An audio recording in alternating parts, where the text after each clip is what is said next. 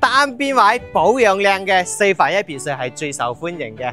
今日睇呢一間呢係單邊位，而且保養係可以拎包入住嘅。咁佢呢成個花園呢都整到立立靚嘅。咁入邊呢整好嗰啲椅棚啊，包括種好多花花草草嘅。而且佢嘅1樓都進行咗一個擴建嘅。入嚟呢先係我哋一個玄關擺鞋櫃嘅。嗰邊擺埋茶幾，咁呢邊呢就係一個大廳嘅位置啦，擺到大嘅梳化啦。咁呢邊就係我哋嘅餐廳位。咁呢個廚房呢係一個擴建嘅空間嘅，出邊仲可以睇到我哋湖景。呢個都係一個單邊嚟嘅。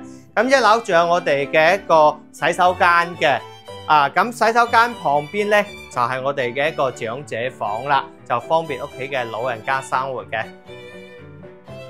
2樓係2個房同埋1個洗手間嘅。先睇我哋第一個客房先。咁呢度嘅採光面係比較靚嘅，而且做埋衣櫃嘅。咁跟住呢，對面就係我哋呢個公共嘅洗手間啦。咁第2個客房呢，空間都係比較大嘅。咁入邊都係邊位嘅光線比較好啦，而且仲有衣櫃嘅。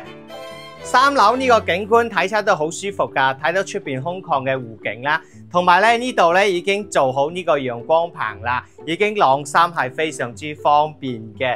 咁3樓就係我哋一個主人套房啦。咁呢個空間咧仲係 OK 嘅，而且保養咧都係比較到位。入邊咧有我哋一個比較大嘅衣櫃位置啦，而且呢個洗手間嘅空間咧仲係 OK 嘅。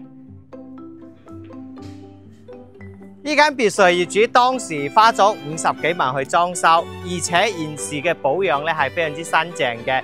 咁佢1樓咧有我哋嘅長者房，做到已經係4房3衛嘅一個格局啦。而且呢邊係單邊位，方便停車嘅。咁對面咧就係我哋一個景觀湖嚟嘅，呢個視野係比較開闊嘅。咁呢啲靚位置嘅一個4分1咧都係好少放出嚟嘅。咁目前咧佢係170幾個啦。如果你係有中意呢類型別墅嘅話，你直接 call 關仔過嚟現場睇樓就 OK 噶啦。